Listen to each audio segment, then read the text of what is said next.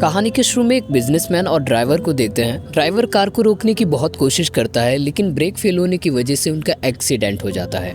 काफी ऊपर से गिरने की वजह से गाड़ी का क्रैश हो जाता है और वो मर जाते हैं। सुनो, हमारा काम सिर्फ एक ही आदमी कर सकता है, वो है टॉयलेट। दो आदमी आपस में डील कर रहे होते हैं फॉरेन मिनिस्टर को लेकर।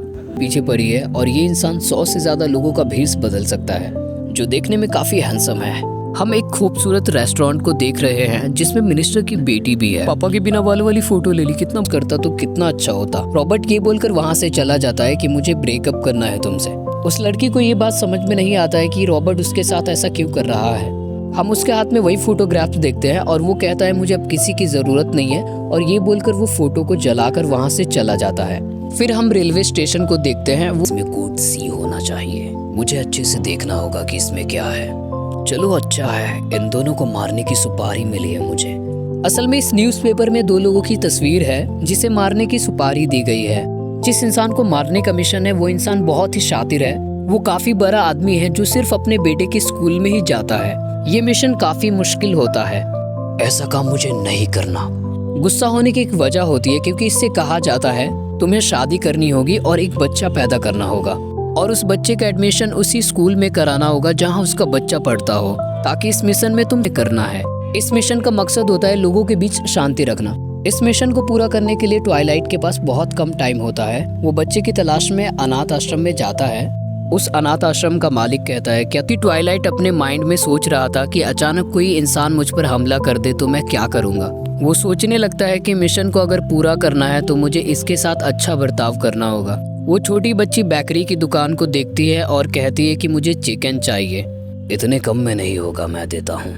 लगता है इस लड़की के पास सच में दिमाग नहीं है, इसे छोड़ना होगा, ये शायद मेरा काम नहीं कर पाएगी। वो लड़की रोते हुए कहती है मुझे मत छोड़िए, मैं अच्छी हूँ। ट्वाइलाइट को मुझे किताबें पढ़नी होंगी। वो लाइब्रेरी जाकर बहुत सारी किताबें लेकर आ जाता है। मेरे लिए ये जानना बहुत जरूरी है कि तुम एंट्रेंस एग्जाम में पास हो जाओगे। देखो आनिया, अगर तुमने एंट्रेंस एग्जाम पास नहीं किया तो मेरा मिशन। ट्वाइलाइट उसे घर में लॉक करके एक दुकान पर आता है। फिर हम फ्रैंकी को देखते हैं जो ट्वाइलाइट का फ्रेंड होता है। वो फ्रैंकी को सारी बातें बताने लगता है कि कितनी मुश्किल से उसे वो लॉक करके आया है कमरे में। बच्चों का बर्ताव मुझे बिल्कुल समझ में नहीं आता। फ्रैंकी कहता है कि तुमने जो काम मुझे दिया था मैंने बड़ी मुश्किल से किया है। उसमें एग्जाम वाउचर और एप्लीकेशन होता है। ट्वाइलाइट कहता है कि तुमने मुझे बचा लिया। फिर फ्रैंकी के हाथ में हम आनिया के पर्सनल कुछ डॉक्यूमेंट्स को देखते हैं जिसमें सिर्फ आनिया का नाम ही मेंशन होता है। भी डरी होती है और तभी कुछ लोग आते हैं और कहते हैं तुम्हारे पढ़ने का टाइम हो गया है। आनिया, ये खेल कूद बंद करो और चलो मेरे साथ। और वो लोग कहते हैं कि आनिया, हमें तुम्हारी शक्ति का यूज विश्व शांति के लिए करना है।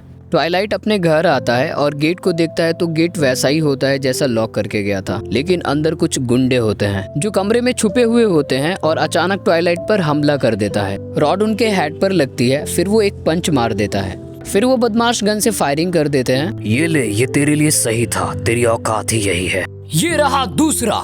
यहाँ पर सारी चीजें बिखरी हुई हैं। लगता है वो लोग ले गए होंगे आनिया को। इसमें क्या हो सकता है? तभी उसके सर पर जोरदार रॉड मार देता है। आनिया बहुत घबराई हुई होती है क्योंकि उसे डर लग रहा था। उस माफिया को लगता है कि शायद ये लड़की ट्वाइलाइट की बेटी हो सकती है। गद्दारों की साइड लेने वाला मेरी नजर में गद्दार है। आनिया समझ जाती है कि ये लोग बहुत ही बदमाश है। अरे ये तो आवाज वाली बंदूक है। इस लड़की को मैं मोहरा बना के यूज करूंगा। हम देखते हैं ट्वाइलाइट को उसके आदमी अपने कंधे पर लेकर आता है। ये ऐसा वैसा आदमी नहीं है सर, ये बहुत ही खतरनाक है। जब फेस खोलकर देखा जाता है तो वो उसी का आदमी होता है और इतनी रिस्क लेकर इसे बचाने आ गया। मैं कितना बेवकूफ हूँ। असल में ये ट्वाइलाइट है जो अपना भेष बदलकर आनिया को बचाने के लिए आया था। फिर वो सोचने लगता है जब वो बच्चा होता है उसके पास कोई घर भी नहीं होता है और वो बहुत गरीब होता है। बच्चों का रोना मुझे बिल्कुल भी पसंद नहीं, क्योंकि इससे मुझे मेरा अतीत याद आता है। फिर ट्वाइलाइट सोचता है कि इस लड़की को अनाथालय पहुंचाने के लिए मुझे कुछ न कुछ करना होगा। ट्वाइलाइट उसमें एप्लीकेशन लिख देता है और कहता है तुम पुलिस स्टेशन जाओ। ठीक है, मैं जाती हूँ।